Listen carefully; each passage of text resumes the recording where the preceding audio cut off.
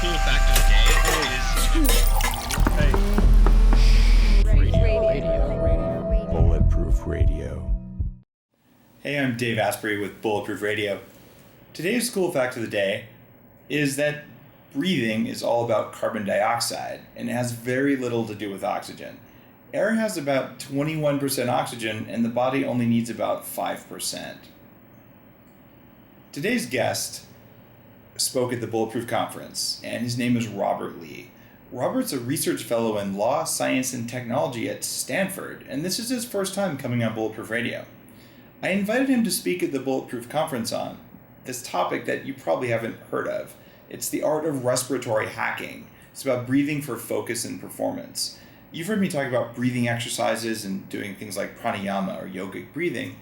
But what Robert's done is look at the very, very edges of respiration, including things like deep diving. So he's kind of looked at the whole spectrum that you can do for breathing and built around that some practices that can help you focus and perform better. This is an area where there just isn't enough information. So you're going to learn quite a lot about that. Stress in your mind finds its way into your body, and if you can discover how to relax your mind by just hacking your breathing, you can turn off that fight or flight response. That'll clear the fog. You can focus on mental performance. So this is not a typical Bulletproof Radio episode because we're just diving deep on that. And Robert is a true biohacker in that he's done a lot of this because he's just interested in it. So you're going to learn some cool stuff here. Well, I'm speaking about how to be mindful and aware of your breathing patterns. And that's, for me, based upon my experience as a freediver and a freediving instructor. Well, breathing is very interesting in that it's the only physiological function we have that's both autonomic and voluntary, meaning that digestion, for instance, is autonomic. So we don't have to think to digest our food. Whereas, say, doing a bicep curl is purely voluntary. We have to think actively to do it. Breathing is at the intersection of both. So normally we don't have to think about it, but we can easily stop it whenever we want or speed it up. So in that sense, it's a very interesting physiological function. Well, freediving is simply the sport of diving on breath hold. So not using scuba equipment, just taking a deep breath and going down. And some people do it competitively, trying to set records for depth, for length of time they hold their breath in the pool. But I do the sport very much in the mode of somebody who's a scuba diver. In other words, I like to be underwater. I like to look at the coral reef and the marine life, and freediving is just another way of doing that.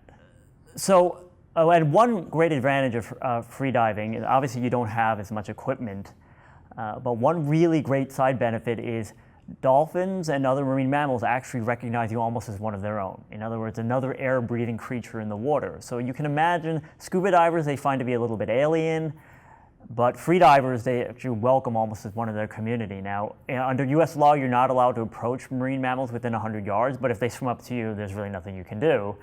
So when we're training in Hawaii and teaching classes, oftentimes we have pods of dolphins come in swimming around with us, and they're very playful with us. I've even had baby dolphins, which are incredibly cute because they're about 4 or 5 feet long, and they're swimming and squeaking and what have you. And it's so quiet that you can hear shrimp crackling on the reef because freediving you're holding your breath. It's utterly quiet. You can hear whales singing in the background if they happen to be nearby. So that's one of the advantages or beauties of the sport. Well, you don't necessarily have to be deep. A lot of marine life, including dolphins, come to the surface. So actually what I'm saying applies quite a bit to snorkeling. So I think people should spend a lot of time snorkeling when they're in a beautiful place.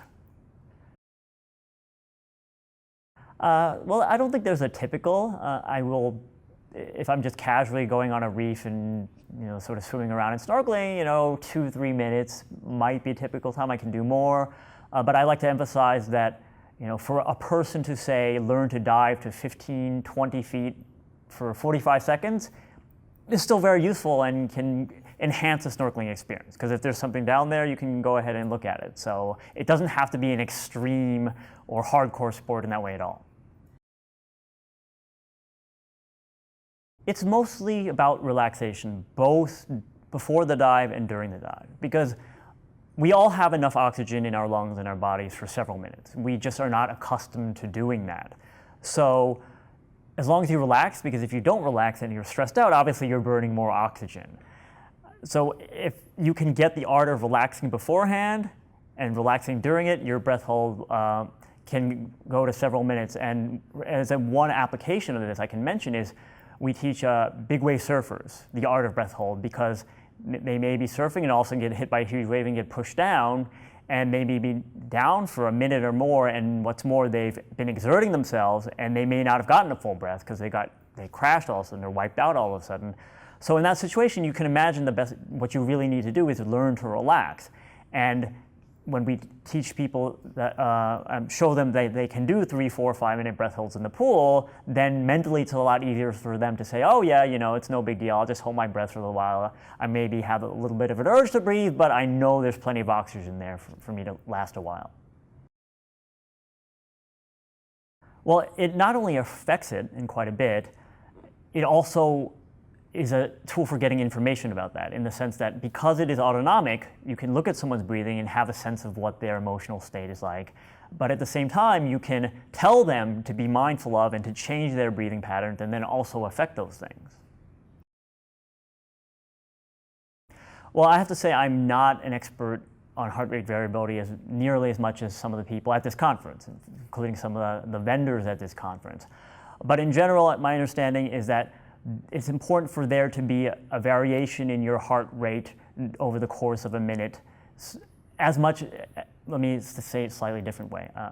A low heart rate is generally associated with cardiovascular health, and so is heart rate variability. In other words, your heart rate should not be just 60 all the time. It should in fact vary. So when I do the type of breathing exercises that I do before a free dive and that I'm going to show today at the Bulletproof Conference, my heart rate may be around 70 at the inhalation, but as I exhale and the air comes out of my lungs and the pressure in my chest decreases, that heart rate will drop into the 40s. So it'll go from the 40s up to 70, then back down into the 40s, and it will vary like that. It really comes from my freediving experience. Now, there are obviously lots of very ancient arts that focus on breathing, such as pranayama, which literally means something like breath study or life force study or practice, and qigong, kundalini, and there's certainly a huge amount to be learned in those. Freediving is the kind of thing where we try to introduce the people to the art of breathing in just a few days. So it's sort of a little more practical, kind of menu-driven, do A, B, C, D. But there's no doubt that if you seriously get into freediving, a lot of people start studying those more ancient disciplines. Well, shallow breathing just means you're not really exchanging your oxygen and your carbon dioxide as much. And it also doesn't give you a chance to, one, induce that heart rate variability, and also do an extended exhale. And when I do talks about this, I say the quick lesson is that a long, relaxed exhalation is really important to mindful breathing. Because during that exhale, as I said, the pressure's going down in your chest, your heart rate is dropping, and it's easy to sort of zone out and really relax doing that. Now, letting the air out of your lungs, you can also control or meter by closing your teeth or your lips, pursing your lips, and letting the air slowly escape, kind of like closing the neck of a balloon. So an inhale, you might take a couple seconds to do that, and if I say exhale for a good 8 or 10 or 12 seconds, that might be difficult to do unless you do what I just said, which is let it escape slowly through your teeth or your lips. You do it as an exercise, and then you tend to be able to invoke it when you need to. So, for instance, when you're reacting to a stressful event, I'm sure many of us have heard, take a deep breath. Pause and take a deep breath. I would add to that, take several slow, deep breaths. If you're shallow breathing, you can't do what I just said in terms of like taking a nice long exhale to relax. And in addition, it's focus on that long exhalation. So several deep, slow breaths with a nice long exhalation where you can, like I said, maybe close your eyes and really just relax and let it out. Because the exhalation doesn't take any positive effort. You can just relax and let it out. Okay, so imagine a stressful event which in pre-modern times might have been encountering a mountain lion. And in modern times it might be some coworker yelling at you. Now, in the mountain lion situation, you take off and you run, and you discharge that energy that your body's built up. So that's actually a healthy response. When we're in the office or any other sort of modern life situations, you can't physically discharge the stress that's been brought up by that. So what happens when you encounter that stressful situation, your sympathetic nervous system is engaged, your heart rate and your respiration rate go up. And one additional observation that I have had about this physiology is that you tend to take a quick inhale, your breath, and hold it for a moment. And I think that literally may be due to the fact that you're trying to stay as quiet as possible. So you saw the mountain lion, you're not sure if it saw you, so keep quiet for a second. And then if it starts charging, you know it's seen you, so then you got to take off and run. So those are three things that happen when we have a stressful event.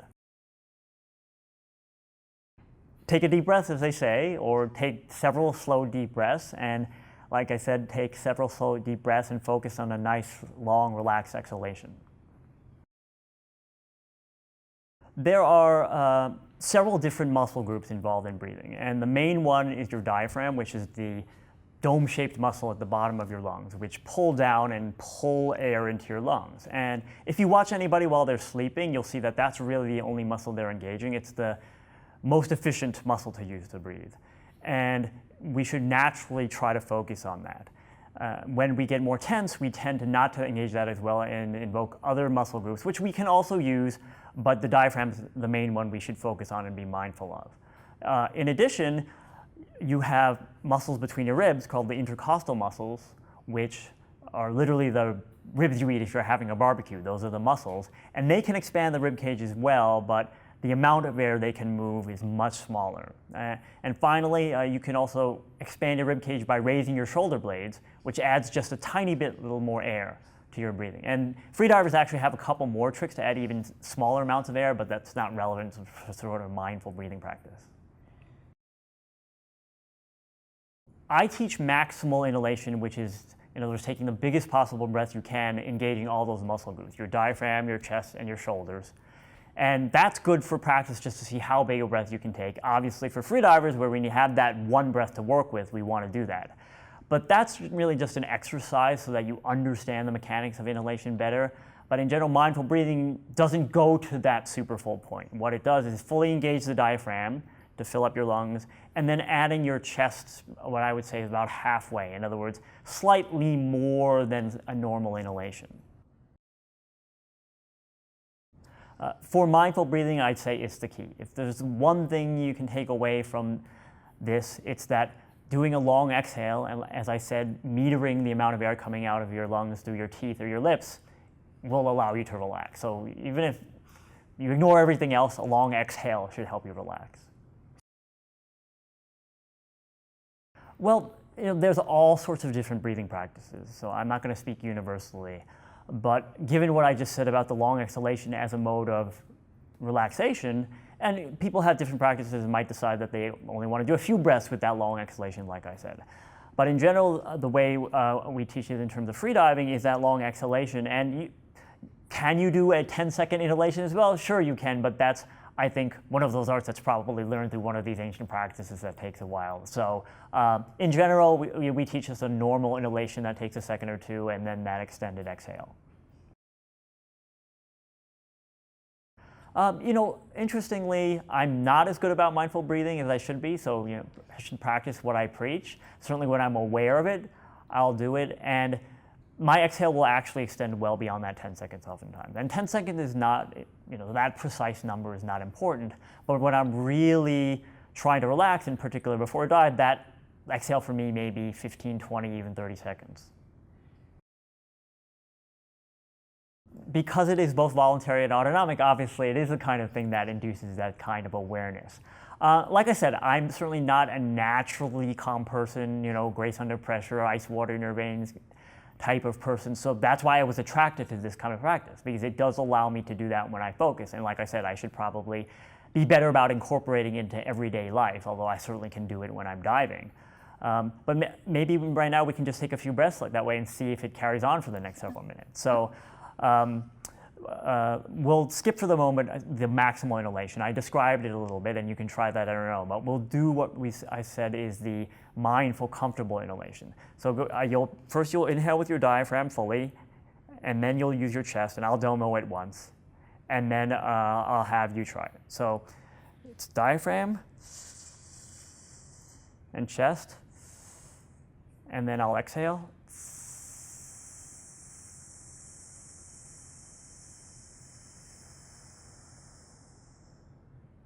And I feel like you're almost falling asleep during that phase. So I'll talk you through it, okay? So go ahead and inhale with your diaphragm, nice and full, using that muscle down there. Add in the chest a little bit, so it's nice and full but not uncomfortable, and then let it out slowly through your teeth, through your lips.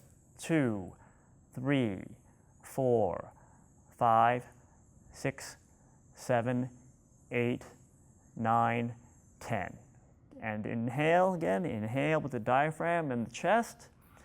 And exhale, 2, 3, 4, 5, 6, 7, 8, 9, 10. Okay, and inhale again, diaphragm and chest, and exhale, 2, 3, 4, 5, 6, 7, 8, 9, 10. You know, I'm not an expert on that. I do know that for free divers specifically, what's the great thing about the sport is that your ability diminishes very little with age, because it's not weight bearing. You know, you don't have to worry about dealing with heavy weights. The water's pretty forgiving. I imagine one day when I'm a lot older, if I'm going diving, I may need friends to help me carry my equipment to the shore and help me get suited up and everything like that. But once I'm in the water, it's like, imagine like being a baby that has very little muscular development, but it's really still easy for them to move in the water. And there are many very accomplished free divers who are literally senior citizens. Well, certainly chronically it's not a good thing. Just like stress in the short term is a perfectly fine thing. It motivates us, it helps us get things done. If we're running away from a mountain lion, it's a very good thing, but we don't want to have it become a chronic thing where we have that stress of seeing a mountain lion be our baseline level throughout life. That's what causes problems such as cardiovascular problems and what have you. Breath holding, in many ways, would be the same thing. In fact, people talk about apnea or email apnea. I mean, sleep apnea is when you're having trouble breathing while you're sleeping. Some people have even talked about email apnea, where they take a breath and they're typing their email and then they let it out. And that's, I think, an example of chronic stress. But in terms of a training modality, in other words, would doing a 5-minute breath hold 3 times a week be good for training? I think it very much could be. It certainly creates large oxygen debt and extreme anaerobic stress, of course. It also, even more so, induces metabolic acidosis, which is the kind of thing that happens whenever you engage in serious aerobic exercise, but free divers are able to do that even to a greater extreme. One fact that might interest medical professionals is that we can all learn to voluntarily hold our breath till our oxygen saturation is 50%, around 50%, peripheral oxygen saturation. So if you put on a pulse oximeter, which is a cheap device you can buy at a drugstore, a lot of doctors I tell that think of it as physiologically impossible until I show it to them.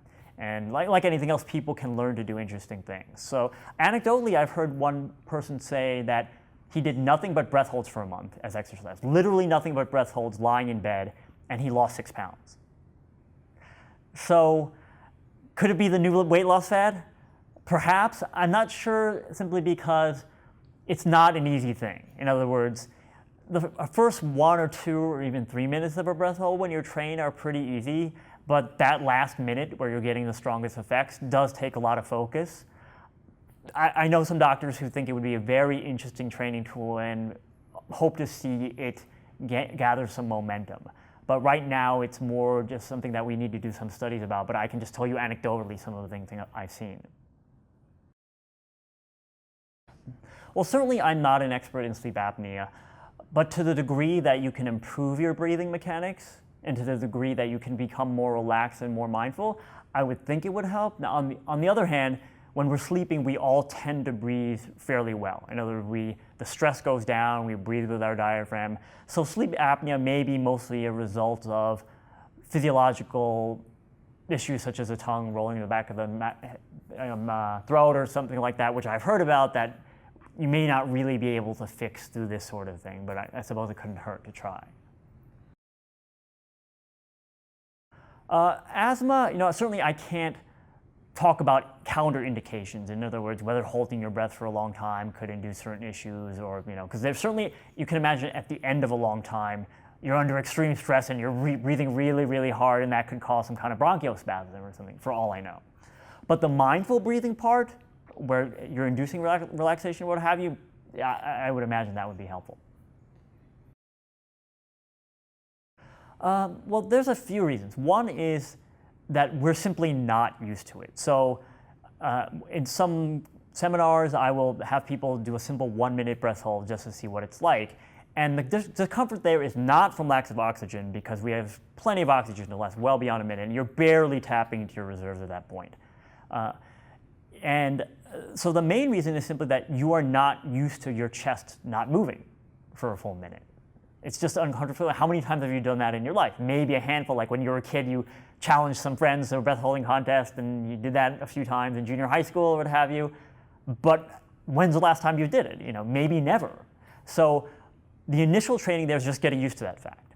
In fact, when people take freediving seminars, they often ask me, they say, if I'm getting uncomfortable at the end, can I slowly let some air out? And I say, you can do that, but that's kind of a beginner's trick, because they're, again, not used to that complete lack of movement. And very quickly, divers stop with that trick because they realize they want to keep the air in, and they're just used to that sort of static state. Once you get 2 minutes into a breath hold, then you'll start to get a stronger urge to breathe, and that also doesn't come from lack of oxygen. It comes from the increase in carbon dioxide. So the carbon dioxide waste product in our bodies is the proxy generally for low oxygen, because carbon dioxide chemoreceptors are much simpler than oxygen chemoreceptors. So they developed evolutionarily first, and most organisms use carbon dioxide as a proxy or an inverse proxy for oxygen. So they're saying, hey, your carbon dioxide is high, meaning your oxygen is probably low. In the short term, it's not a bad thing. It's a stress, right? And I like to talk about stress in terms of eustress and distress. So running is stress. And in fact, while you're running, you have a higher chance of having a heart attack than while you are sitting on the couch. But nonetheless, we do it because our bodies adapt to that stress well, and it's therefore a eustress. So breath holding in limited form and in the ways we've discussed can be a form of eustress. When I'm doing a free dive, typically I will do this type of breathing for up to 8 minutes. And in those situations, we're really trying to oxygenate ourselves fully and make sure we're lying totally still. So literally we'll lie in the water still for 8 minutes, breathe like this, and then do the dive. So that's a fairly long time. But you can do it for just a few minutes in any kind of situation. Imagine you're playing golf and you're walking up to the putting green and getting ready to putt. Do this as you're walking up to the green, and it should put you in a more focused state. Because by and large, when people are anticipating a performance, they get overly amped, overly hyped up about what they're going to do, and that can detract from the performance. So this will help reset that to an appropriate level. And even 1 or 2 breaths can help. So for instance, imagine you're playing basketball and you just scored a basket to tie the game and you got fouled. So you might need to take a few deep breaths to blow off some of that carbon dioxide, but then as you're walking to the free throw line, you can take 1 or 2 of these breaths, and maybe we can visualize that right now. So go ahead, close your eyes. Like I said, you just got fouled, you scored the basket to tie it, you have 1 free throw you're awarded to win the game, and you take a few deep breaths to blow off some of that carbon dioxide. Now, inhale and exhale. 2, 3, 4, 5, 6, 7, 8, 9, 10. And inhale and exhale. The referee bounces you the ball. 4, 5, 6, 7, 8, 9, 10. You take 1 more inhale and you shoot the basketball. And there you go. That's one scenario in which you can apply that. In addition, mindful breathing as a steady state sort of thing can definitely help focus and flow overall. And it's a very important part of flow state. And in fact, Steve Kotler talks about the respiratory component of flow state. I'm trying to help people improve their performance and their everyday life through this one modality of breathing. And people here at the conference are attacking that from all different angles. So I hope this is one relatively straightforward, easy tool that people can add to their kits. Well, one we'll say is the breathing, in which we've talked about for the past half hour or so. The other I would say is not caring what people think or not worrying how you'll be judged. As Steve Jobs famously said, we're all going to die pretty soon anyway, so what does it matter? Let's just choose to just go and carpe diem, as they say. So I don't know if that's 2 or 3, but maybe we'll count that as 3.